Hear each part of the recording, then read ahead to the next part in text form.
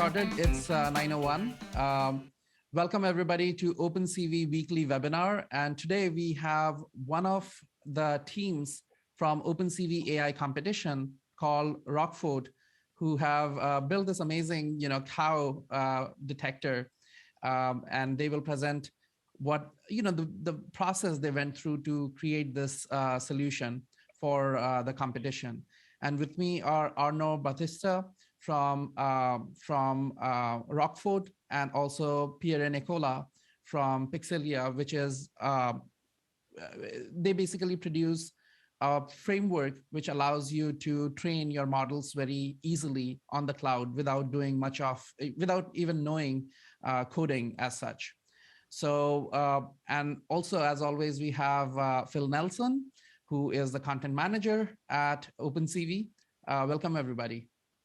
Hey, folks. Welcome back to the webinar. As usual, we will be doing Q&A at the end of the session, so please use the Zoom Q&A button to ask your question at any time during the presentation, and we'll do our best to answer as many as we can at the end. There will also be a trivia question and giveaway. Would you like to tell them what they'll win, Satya? Yeah, so there are two prizes today. First of all, because Microsoft and Intel, they are sponsoring the competition, we get 200 hours of free Microsoft Azure credits.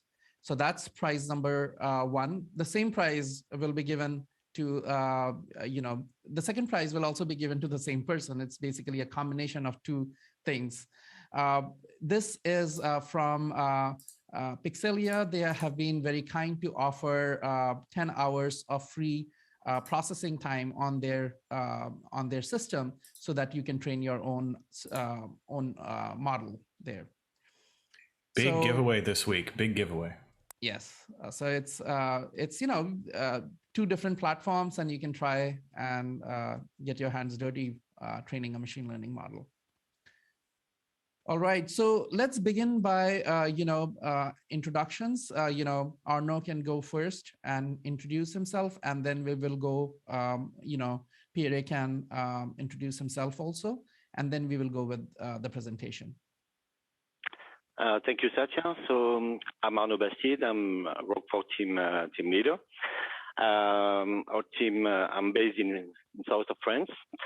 I'm active in the, let's say, computer vision field since about 20 years now, so it's not getting me young. And it would be a pleasure for me today to present the work we achieved with the Rocfort team during the OpenCV Challenge. That's great. And I'm Pierre-Nicolas Tifros. I live in the south of France, just as Arnaud, and I'm the co-founder and CTO of Pixelia, where we develop cloud software for AI development. That's great. So yeah, let's get started with the presentation. What are we going to learn today, Arnaud? So today we are going to learn how to apply some computer vision and DL technology to animals, and specifically to cows. So yeah, we'll dig into it, and also how to integrate it into the OpenVINO framework in order to apply it to edge device like the Hawk, of course. Right. That's great. I mean, while you set up the presentation, put up the presentation for people to see, I just wanted to say that this, again, is a very big area which is growing. People are using computer vision for animal husbandry. I know at least 2 or 3 projects that came by our way. We did not work on all of them, but we had very good talks with people who wanted to solve some of these problems. The cow one, which Arnaud is going to present, one is one. We also saw pig face recognition. They wanted to know, how people are doing, how pigs are doing. And the good thing is that they come to drink water. So if you put the camera right next to where they get to come, come to take water, it's a very good place. You can get a very good shot of the face, and then you can, track them, etc. If I can say a word about it, I was also in touch with a laboratory from Switzerland and they have some, let's say, they have some troubles to apply the vaccination because, contrary to the cause,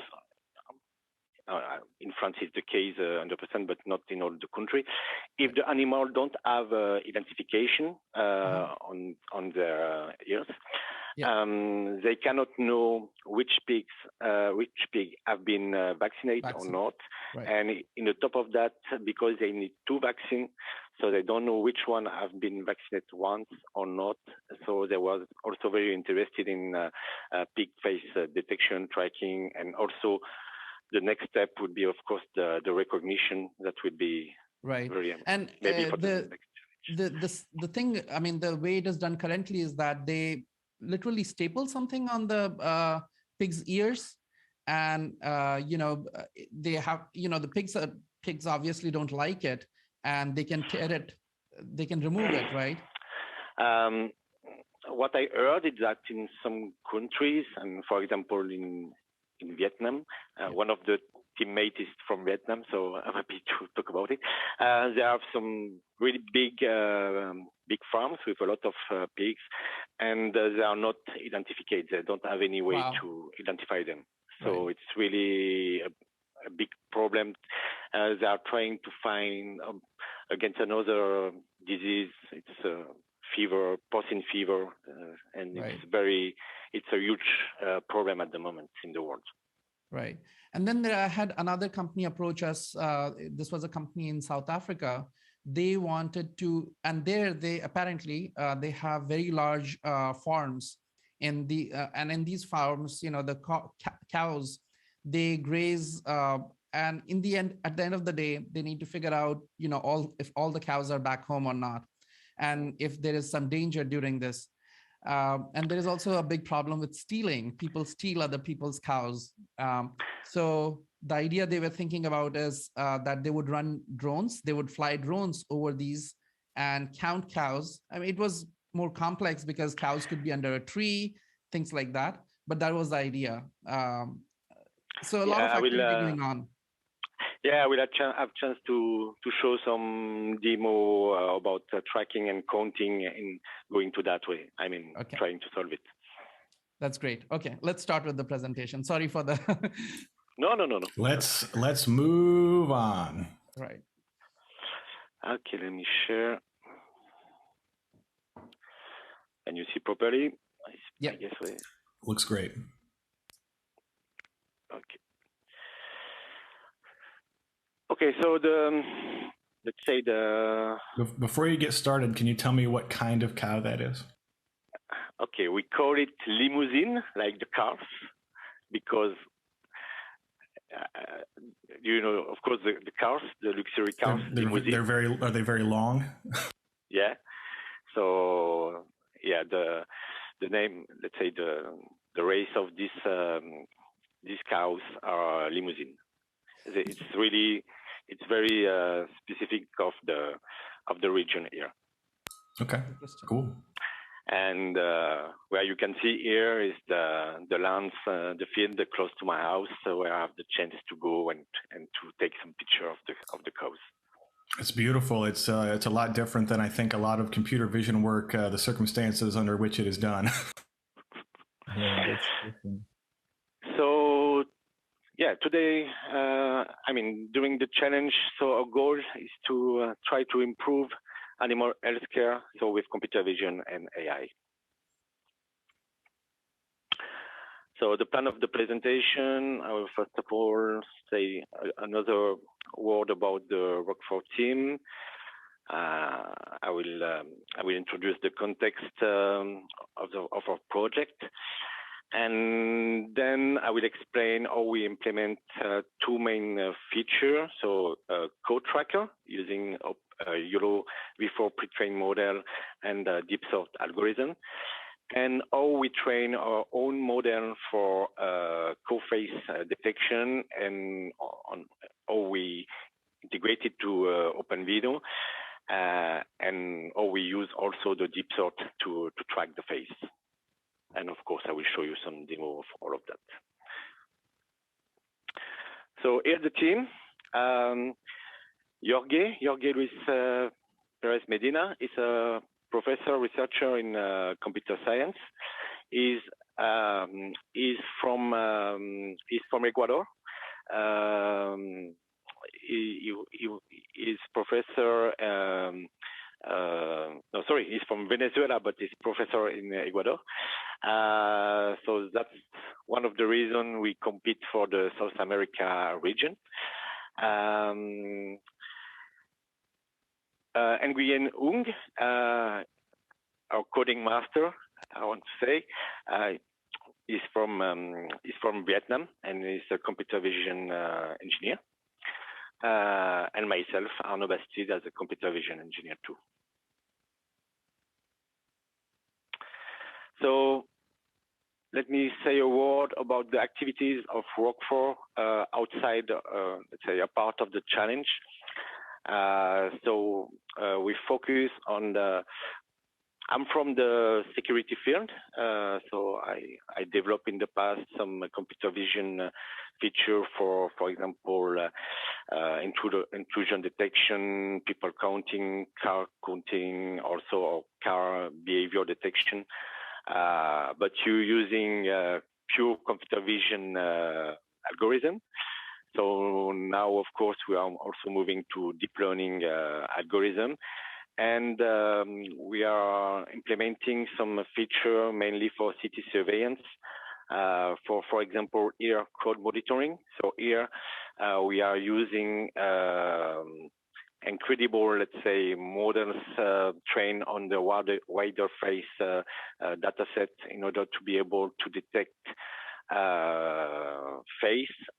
In fact, the idea is to detect the face and at the end to be able to count the person in a very difficult situation. Unfortunately, it's very popular at the moment in France because of some troubles due to the sanitary situation. Another feature module we are working on is the face blurring, because we have some rules about privacy respect.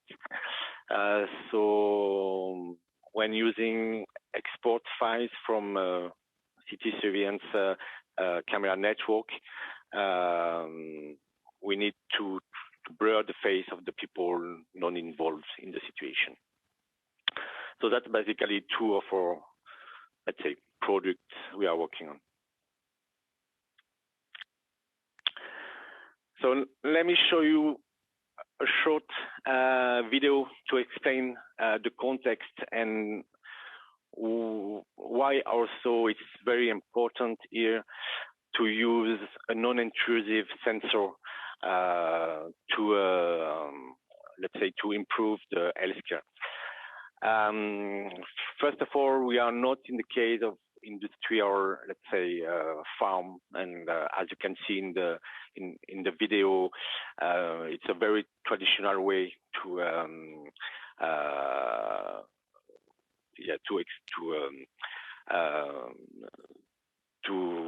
feed the cows and etc. So basically, during the day, the cows are outside and they are peacefully eat the grass, and every evening they are coming back to the farms and they can feed with their milk the babies.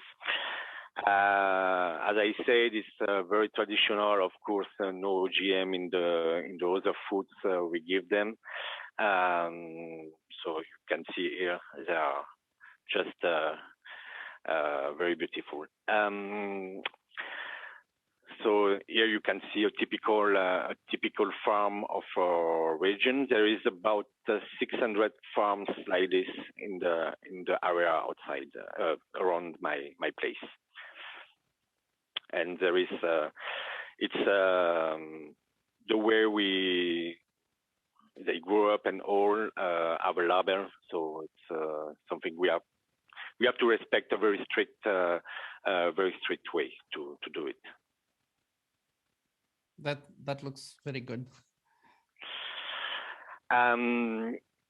So, as I said, I'm a computer vision engineer, but I have the chance to grow up in the farm, in one of these farms.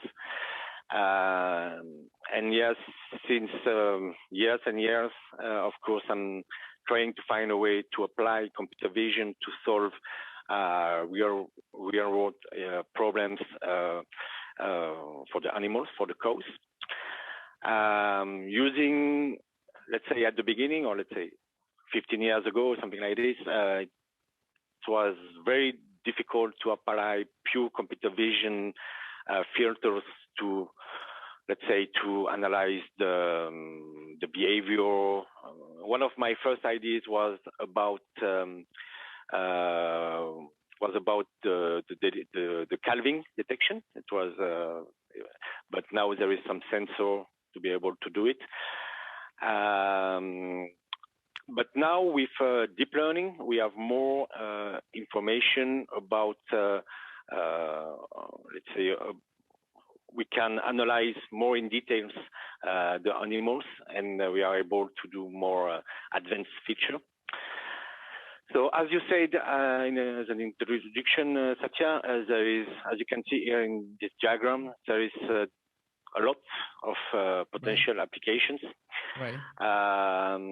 So, for example, in the grow optimization, in the activities, in the nutrition, but here we want to focus on the healthcare.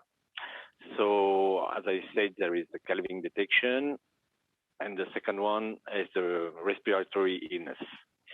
There is other, of course, like, for example, in inflammation from it's possible to use some thermographic camera also to detect some inflammation. It's more used for horses because it's that have cost. But again, there is a lot of problem to address. Right. So our motivation is to reach an application able to fight again bovine respiratory disease. You have to know that it's the most common and costly disease affecting beef cattle in the world.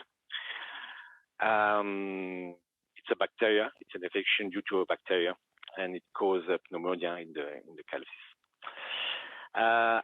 Actually, the diagnostic is very complex because when you have cows, let's say, moving freely in their park or etc., it's the only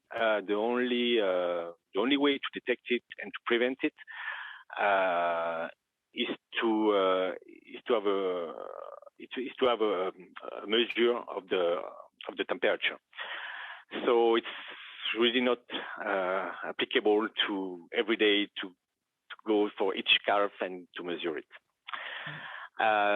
So the goal in the near future is to, once we have the code detector and the face detector and tracker, is to also to apply thermographic to use also thermographic cameras to have the measure. But before that, we need to have a very precise detection and tracking of the face, because the measure have to be taken at very precise places, area, typically around the eyes. Another way to fight against this disease, and complementary way, is the vaccination. So basically all the calves are vaccinated. And as we said as an introduction, what we said for the pigs can be also applied for the cows, of course.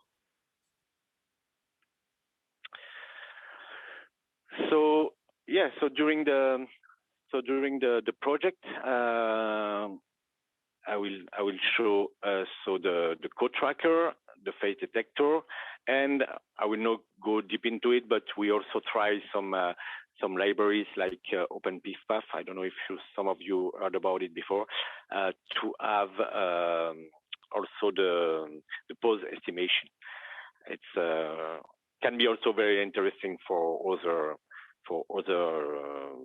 applications.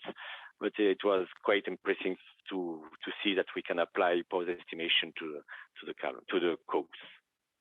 Right. So technically speaking, because we want to solve also we want to solve the problem in the shortest time as possible.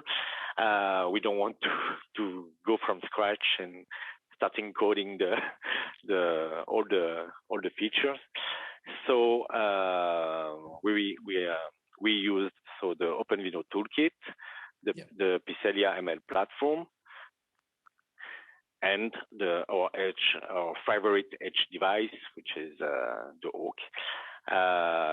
So that allows us to work different teammates work on different environments. Actually, some are more Linux guys, some are more Windows guy, and also it ensures the OpenVINO development and ensures the compatibility with this device. Thanks. And of course, people can pick up their own OAKDs at shop.opencv.ai. For a ridiculous price of an extremely reasonable price. Yes, you're correct. It's you won't believe it. Yeah. So now, so as I said as an introduction, there is two separate, let's say, applications, and all of them are available on our GitHub. It's the code tracker and the co-face model detector and tracker. So it's separate. Right. Just to be clear, the cow detection and tracker, somebody can run it on their own computer also, right? This doesn't necessarily require OAKD. So if they have access to your GitHub repository, they can simply take that model and run it on their laptop also, right? Yeah. Okay. Correct. Okay.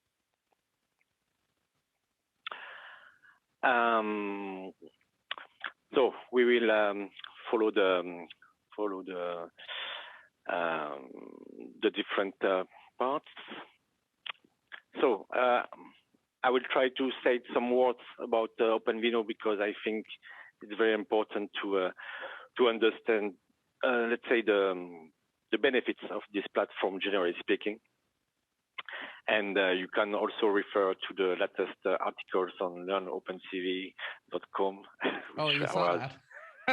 Yeah, we have an OpenVINO series going right now. We have 3. Yeah, I found it very helpful, and there is some part of it in the presentation. I hope you don't mind. Oh, great. No, thanks. So OpenVINO is, as I said before, a cross-platform toolkit developed by Intel.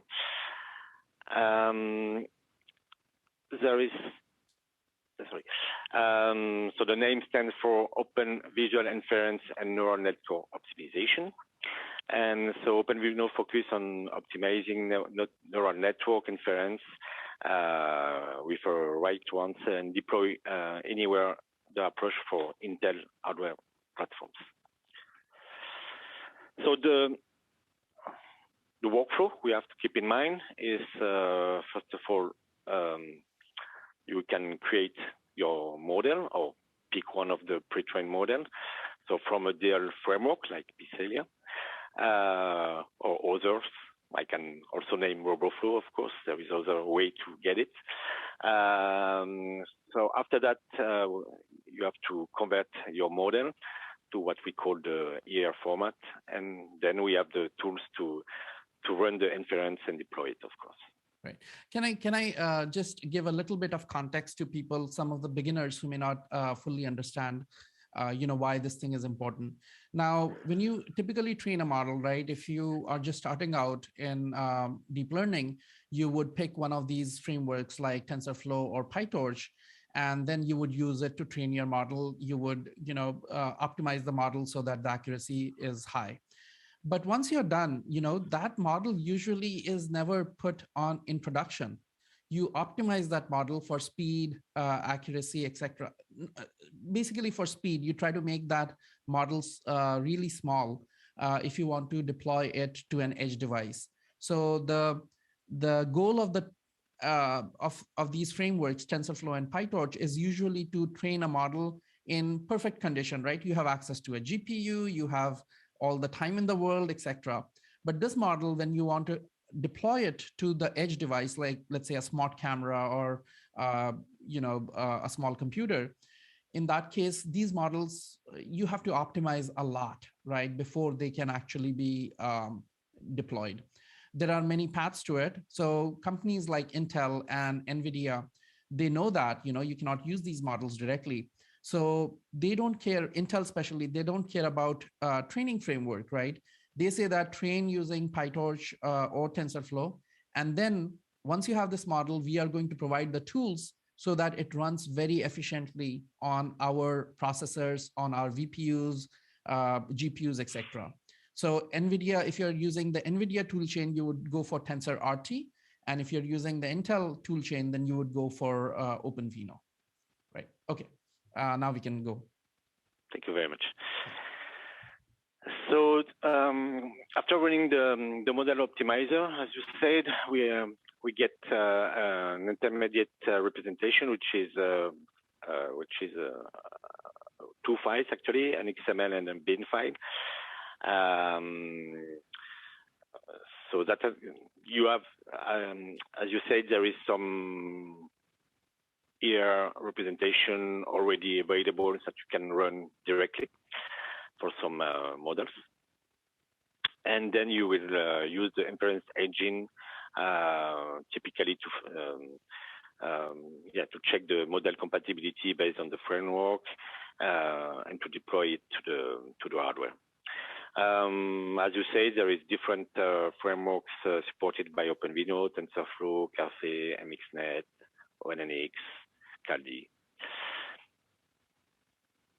So basically the most popular.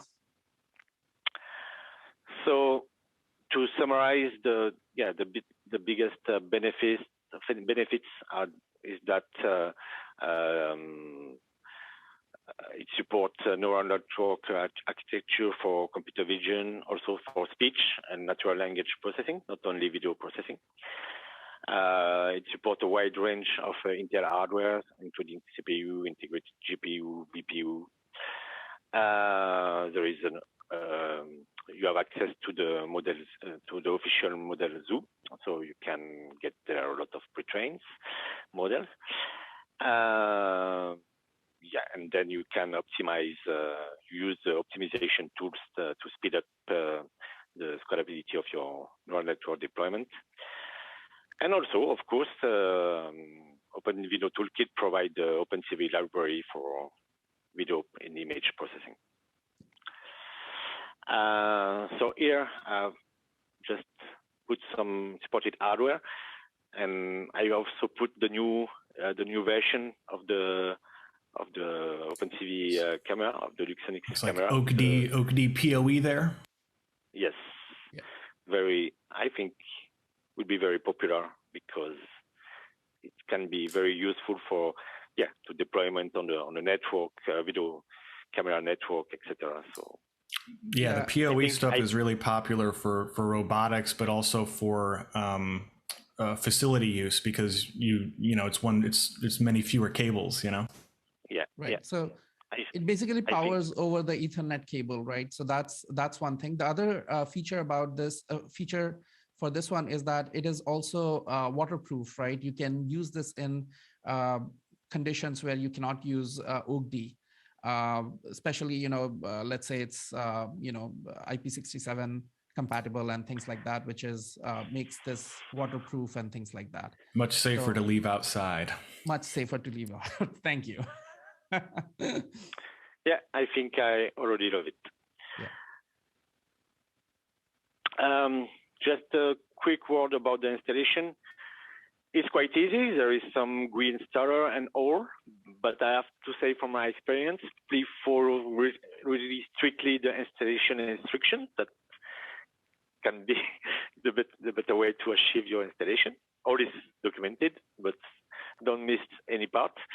And so at the end, you will have all the software dependencies installed, like the model of course, the optimizer, the inference, the OpenCV, the deep learning inference engine, and the deep learning model optimizer. Do not hesitate to run the demo application to check if everything is okay. But generally speaking, if you follow the instruction, it's going to work. So as I said before, you need the XML file which contains the neural network topology. So all the architecture of your neural network, so all the operation such as convolution, max pooling, etc. So all the data flow between them, and the binary file which contains the weights of the network model. You can use the tool Dell Workbench to always also have a look to the graph. It's a very useful tool. Conversion model. So in this example, in our example, we have addressed two cases: TensorFlow to OpenVINO, and Darknet for the YOLOv4, the one we are talking about just now, to OpenVINO. So you can see for the different frameworks, there is can be different steps to follow. Something also very important is to choose the appropriate precision format depending on which hardware you want to infer your model. So for tracker, for let's say for the code detection, for the let's say the pre-trained model, we choose we work with YOLOv4, and we use the square version, squared mesh version to be more precise, because it's as you can see on this diagram, it's very the performance are really good on the COCO object detection dataset. So you can see here an example, as we was talking about before. If you want to count, let's say the cows on the field using a drone, for example, can be a solution. Of course, if the cow is hidden, but okay, you can have multiple counting, not only one shot. But basically, it's working good. But for the tracker and let's say the edge deployment, we use the YOLOv4 tiny model. You can have a look to the Learn OpenCV article I was mentioning before. There is all the details to convert it to OpenVINO. Basically, today and with OpenVINO, YOLOv4 Tiny is really a good trade-off between performance and accuracy. It's really working good, I can say. Did you try other models and chose YOLOv4, or this was you read online? Yeah, we tried YOLOv5. Okay. But we still have some issue converting the model in a proper way to OpenVINO. Okay. Interesting. Okay. So on the top of the detector, we try two different object tracking algorithms. So let's say by default or sort, the algorithm sort. So for simple online real-time object tracking is available. The implementation is available in OpenVINO. So basically, the process is to detect all the object in the frame, predict the new position of the object based on the previous frame, and to associate the detected object and the predicted object to assign the ID. So that is okay. You can see here how the matching is working using intersection over union matching, and the prediction using a Kalman filter. But we figure out that in the real world, for real world applications, there is some limitation. For example, when the object is hidden between two frames, etc. So we decided to go for deep sort, which is very popular at the moment as an object tracker. There is others, but deep sort is more seems to be very popular at the moment. And as you can see, there is some improvement in the track life cycle management. That is, let's say the tracks are not deleted immediately. They are stored somewhere, and they can be used again in the future to match with the same with the previous track.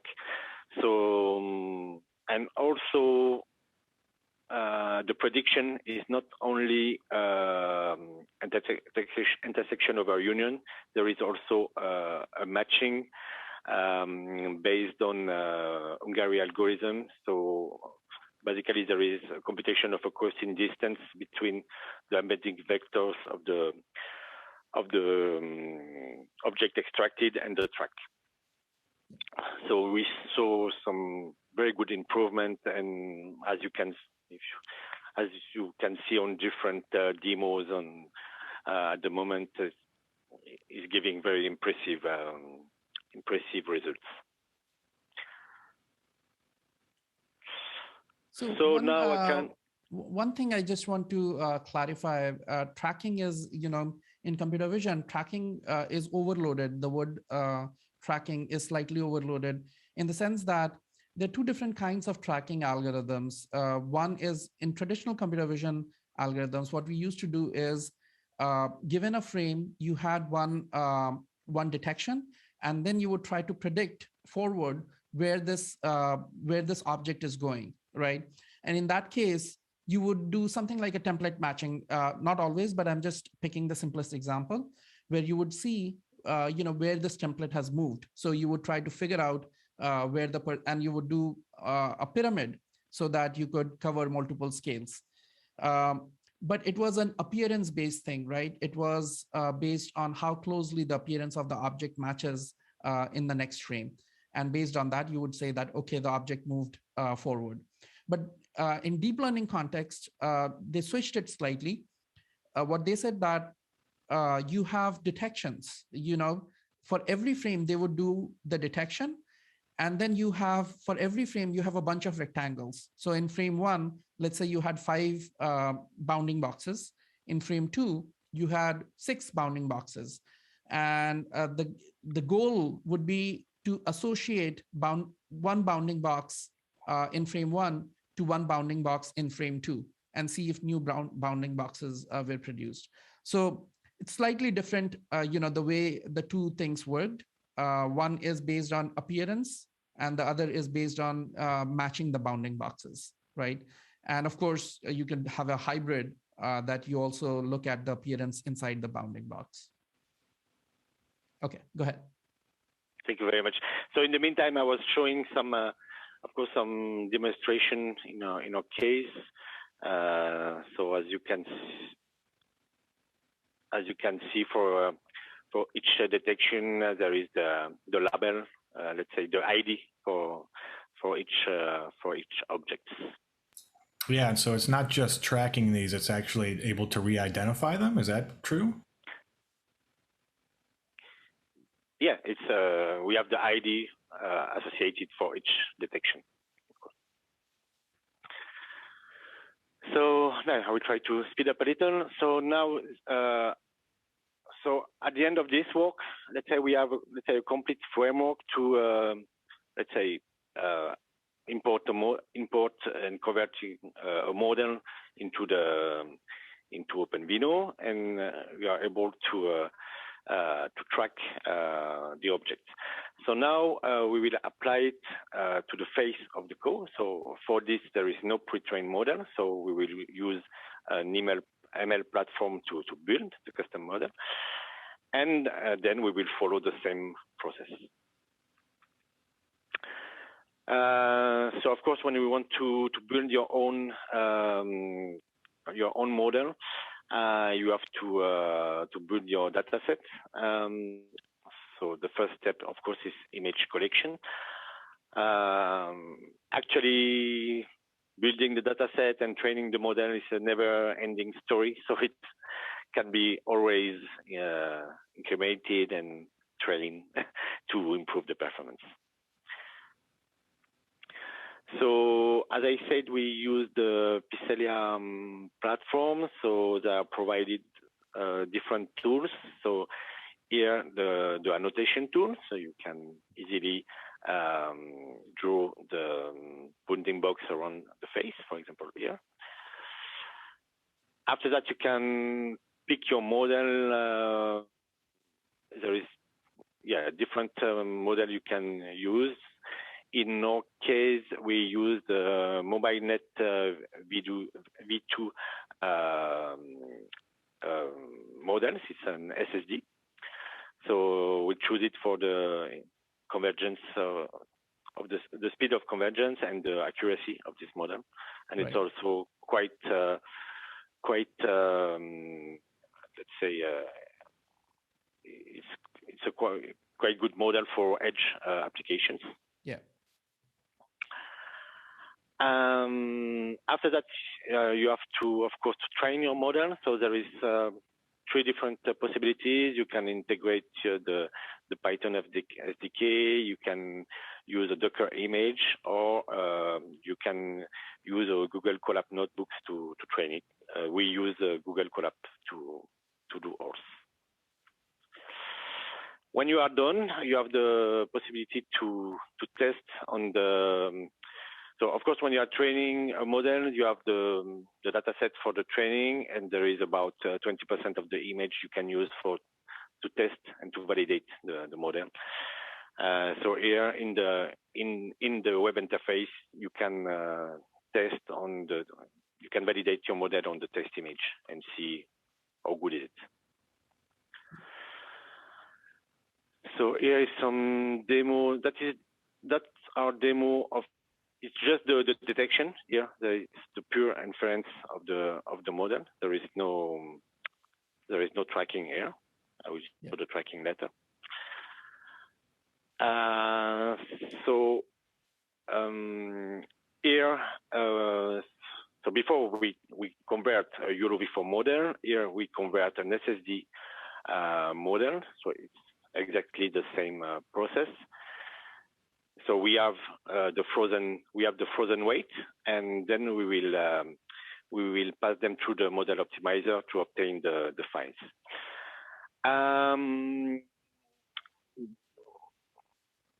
During the challenge, I was part of some let's say group of discussion on WhatsApp, on other Discord group or whatever.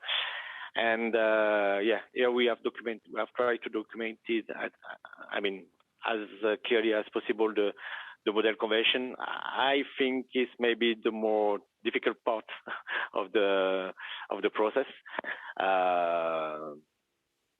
But for SSD, if you do all things properly, it's working. So we need on the we have a TensorFlow. We use a TensorFlow framework. So we have to use the script for TensorFlow, which is this script, TensorFlow 2. So you have to give the path to the frozen weight. You have to give the path to the pipeline configuration of your model. And also you have to specify the object detection API. So the optimizer will know how to replace the custom operation. And also, because we have image in a RGB format, but in OpenVINO it's BGR, you also have to specify to reverse the input channels. If you do this properly, you will obtain and will be able to run your model. Yeah, the funny thing about that last piece is that, if you miss that, it's not like it will not work. It will just work worse, and you would be scratching your head where it is. It's not like, oh, it's giving 0 result, right? It will give you some results a lot of times, and just because you have not done the channels properly, it could be annoying, right? Because that would be difficult to find that, oh, you're not doing this. Yeah, and as a final demo, I can show you here. So the integration with also with the deep sort algorithm, so we can have an idea for each cause. And So if people have to take, at a very high level, right? If people have to take this, suppose you're creating an object detector and tracker for an edge device. I just want to summarize that people should be able to just pick up, MobileNet v2 for the detector, deep sort for the tracker, combine the two, and they will get some reasonable results. Is that fair to say? Yeah. Yeah. Correct. Okay. Yeah, this pipeline is applicable to different use cases. So yeah, that's why it was very interesting to have the full process. So to and apply it to our particular context. Right. And OpenVINO, it's also very useful when you're trying to do in production, if you want to use this on CPUs, if you are deploying this thing on CPUs, your deep learning model, it works great. You can just get 30-40% improvement free. And the first, we used it a few months back in an application which was running at 20 frames a second on a CPU after all the optimizations. And we just ran it through OpenVINO, and it suddenly became 30 frames a second, and now we can call it real time.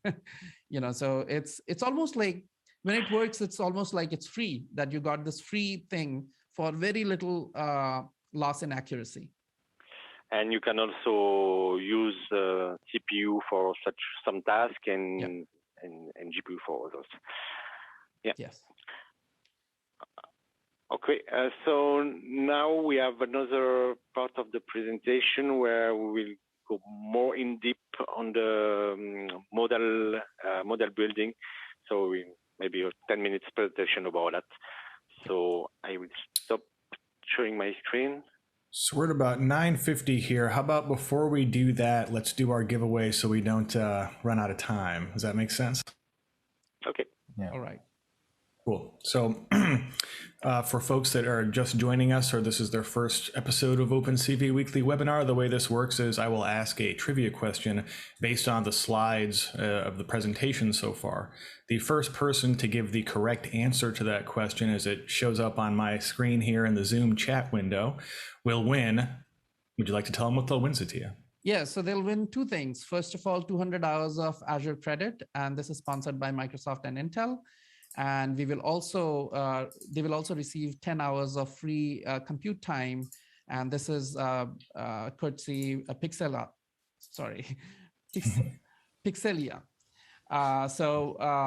Yeah, and thank you so much, Pierre, for offering that. Definitely. Thanks a lot. We really appreciate it. And I'm sure the winner will as well. So fingers on buzzers.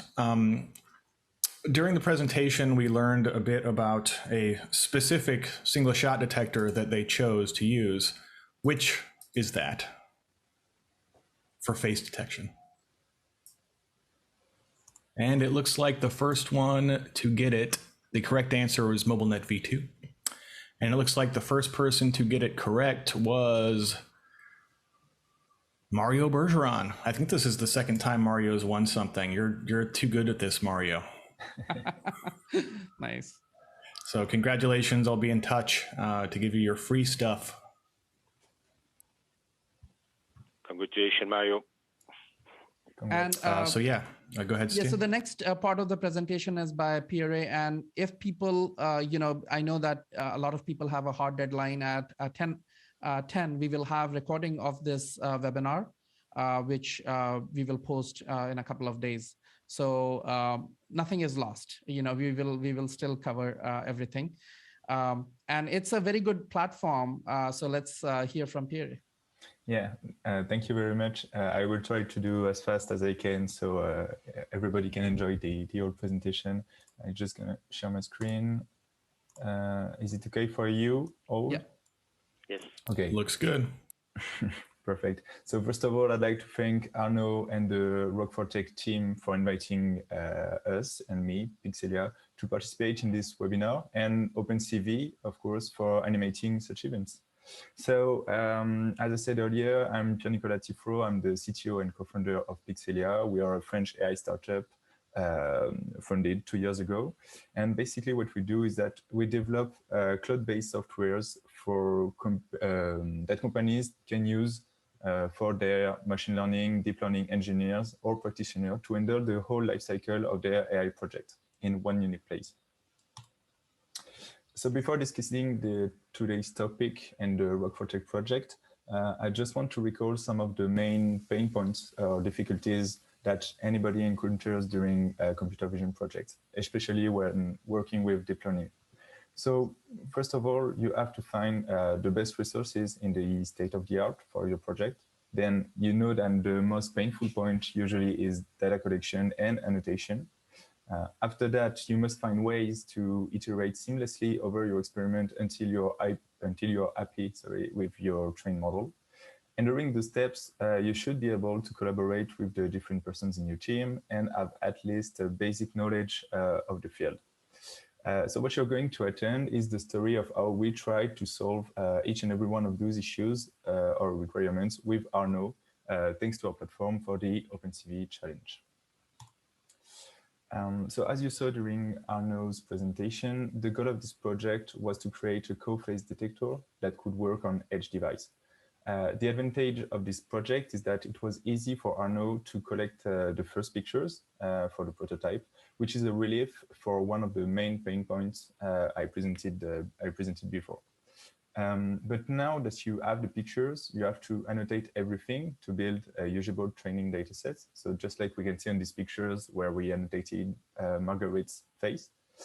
To annotate its data, Arnaud counted on members of his team to help him. So this collaboration process implies a few requirements, such as the ability to annotate the same image multiple times and doing consensus afterward, and also the ability to review easily and have dataset metrics available to ensure the best quality. So here, as Arnaud showed us also earlier, you can see what annotation looks like. We can find the element I just described. So on the left, you have the different annotations from different people of the team. And on the images on the bottom of the page, you can see the review status for each image. Usually, when you work on computer vision projects, you have a high chance to be collecting data continuously during the project duration, but you might want to work as soon as possible with the data you have at a given time. So that's where versioning is important. It allows you to create and work with different versions of your data while always guaranteeing the integrity of your work and knowing on what piece of data set your models are trained on. Here we can see that Arnaud started with a small data set that is already collected at the beginning of the challenge, and that he made it grow over time. Here we certainly have the images of the first version in the co-phase 2 version, but at Pixelia, we only keep references to images in order to avoid unnecessary copies and waste of storage. As Arnaud said in the beginning, there were a lot of farming use cases that can be addressed with computer vision. And thanks to versioning, we could have different annotations on the same dataset for each use case, for example. So here we can quickly see the overview of what the dataset looks like after it has been annotated and reviewed. So as you can see, one can use the search bar and our data core language to quickly find annotations according to some properties.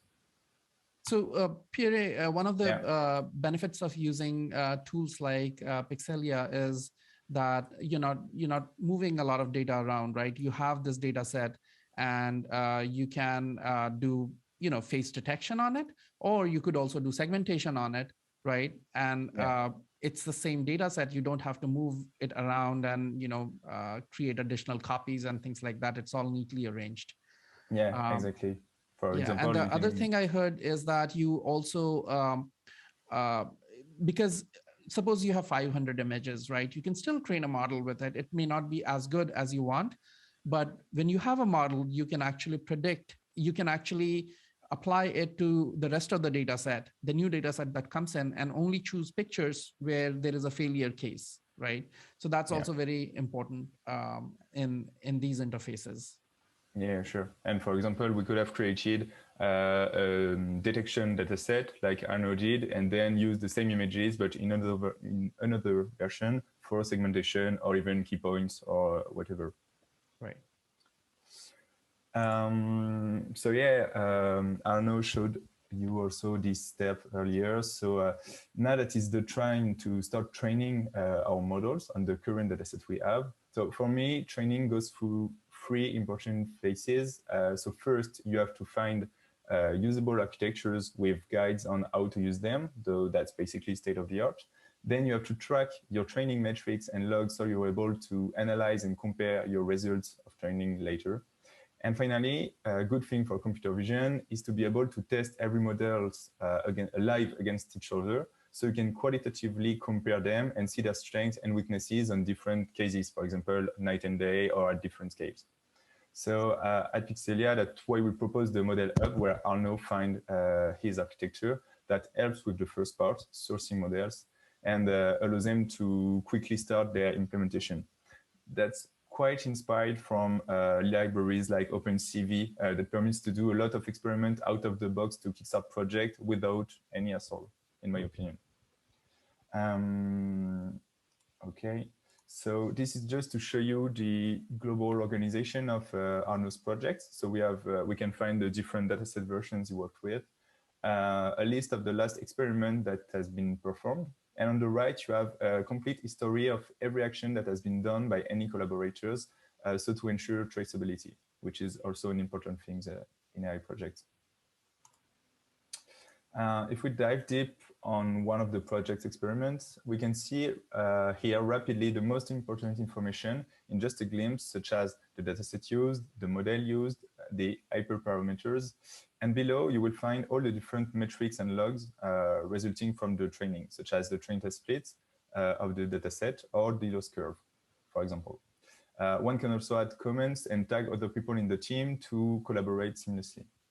So as we can see, the metrics we track here are the COCO evaluation metrics, such as the loss, obviously, but also the average recall for a different number of detections, and the mean average precision that reflects the precision of the overlap between the ground truth and the predictions for different scales of objects and intersection over a union, of course. So right now I'm showing you what it looks at the end of the training, but we will see now how Arno and his team launched and managed all these experiments. So the great thing when you use a model from the Model Hub is that it often comes with an associated Jupyter notebook or Google Colab notebooks that is pre-configured, so you can see how a model was trained exactly, but also it allows you to launch the next training without having to code anything. So that's what the Rocfort tech team used to train their model. So here, everything is logged during training in real time, thanks to the Python SDK. All the files generated, such as the training weights or the model checkpoints, are saved automatically, so you never have to worry about losing or storing your work. So when you have tested several architecture, for example, Arno tested some YOLO architecture, some SSD mobile net, some faster or CNN, you want to compare the results so you can objectively find the best performing models resulting from your experiments. So you can see that one tracked information is the train test split. So it tells us the balance of the classes across the experiment for the dataset. Here, if you want to compare the experiments in terms of performances, we will look at the total loss, the average recall metrics, and by looking at that, we can tell that the experiment, which is called filed or filled, I think it's a typo, should be better than any other experiment. So for this, we will assume that this is our best model, and we will check the prediction on real images to see how it performs. So I chose a different image than the one Arno showed you earlier. But this is what we call the playground. So you can use your model resulting from every experiment in your project against each other and also against ground truth. to see how they performs. And if some are better than other in one case or another, for example, at night and day, that was what I was saying earlier. They are automatically deployed at the end of your training. So when you upload the train models weights to Pixelia, you can test them right away. Here we can see, so we tested the filed model on these images, and it's already performing quite great. We didn't even adjust the threshold. We left it to 0.7, which means that our model is already pretty confident already. And this is an image from the testset, by the way. And that's it. If you've looked at the Arnaud's demos of the model's prediction on videos of Cause, you can tell that his first prototype, the first version of his project, is quite a success so far. He did really manage to implement deep sort and deploy his model on Edge. So congrats, Arnaud. But now let's imagine that we want to deploy our model and manage a production grade project for a real business case. If Arnaud wants to sell this project one day, so what should we do next in order to complete the whole project lifecycle? So that's some subjects we work with Arnaud to help him. So you know that two ways of increasing your model's performance. There is three ways actually with the hardware choice, but the two software ways is either adding new training data. So that's the path Arnaud chose, and it's the best scenario, but it's not always possible and can be very costly. Or you can try to tune the hyperparameters of your best model to optimize its accuracy or precision or whatever the metrics you try to optimize. So to facilitate the process of hyperparameter tuning, you can have access to Pixelia scans, which is a way to automatically create a grid of experiments with parameters that respect chosen distributions and can be initialized in one line using our Python SDK. So this removes totally the hassle of having to create all the experiments by hand, and moreover, trying to guess the best hyperparameters combinations after each training is complete. So for example, here, we were able to launch 55 training remotely, but you can also use our CLI to distribute experiments on multiple devices. And it only took us 2 hours to get the result. From what we can see, we managed to obtain a 3-time improvement on our track metric, which is our total loss here. So it's not that bad in 2 hours. Yeah. And the final step is that usually when you're happy with the first model ready for production, you have to deploy it, which can be made easy as we automatically provide API endpoint that you can request to make prediction with your model. By adding a few parameters, you can even send the images back to your dataset. So that was Satya talked about earlier. So it's quite of a circle. And you can also send the prediction, so to pre-annotate the new images with the prediction from your model. For Arnaud, as his model is running on an edge device, an alternative would be to send the images and the prediction to the platform with the API to achieve the same results. If we go further and create some workflows using our APIs, it would be able to create a fully functional active learning workflow that would allow him to continuously update his model so it stays up to date with real world data and will perform better over time. But I think that's a subject for another webinar today. Right. So thank you for attending. If you have any questions regarding Pixelia or your project, feel free to ask them in the chat and I'll try my best to answer you. As we don't have unlimited time, you can also contact me on LinkedIn or on the Pixelia Gitter or even by mail. You have all the links here. And yeah, thank you. Thanks a lot. This was great. Can I just summarize what you said so that we just summarize it before we leave. So let's put a bow on it, Satya. Let's put a bow on it, right? So what the platform allows you to do is, first of all, the very first step is that you need to get some data into the system. You got the data into the system, you annotate it, right? You put bounding boxes in this case when you want to detect a face detector when you want to train a face detector for cows.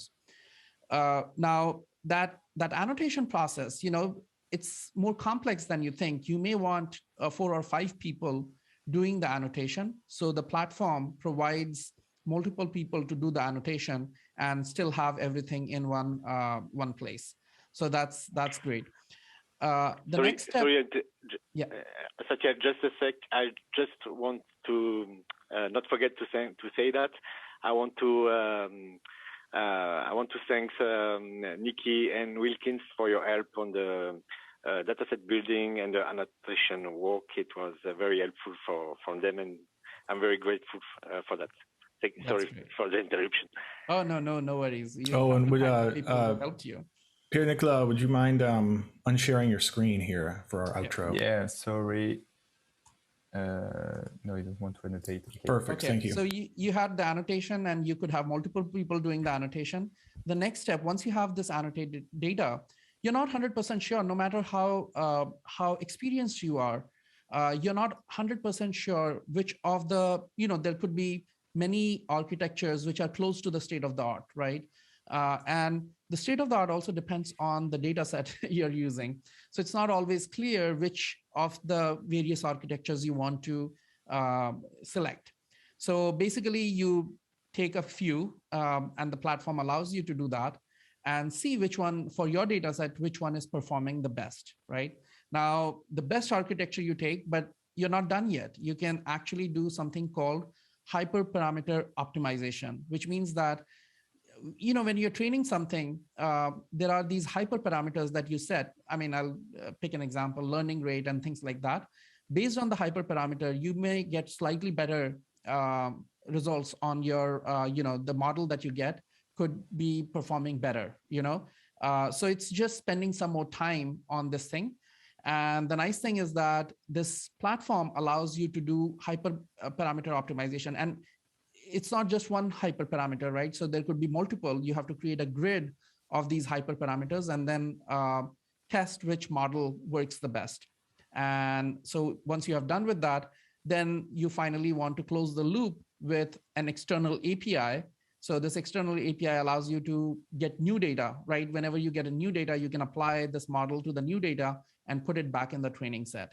So that completes the loop. And that's pretty much how, in our consulting work also, we use all these steps to get the best performing model. So anything more you want to add, Pierre?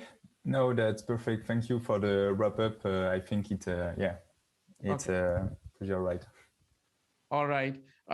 Sorry, we went over time, but I think it was worth it. We will, people who could not make it can watch it on the YouTube channel.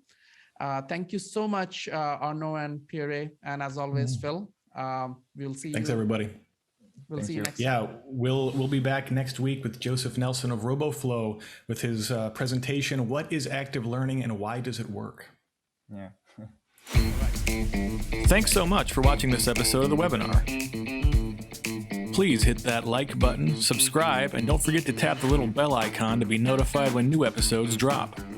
This week's episode was brought to you by Microsoft Azure and Intel, sponsors of the world's largest spatial AI competition, OpenCV AI Competition 2021. Just search for OAK 2021 in your favorite social media site. If you'd like to be in the audience next week, subscribe to the OpenCV newsletter.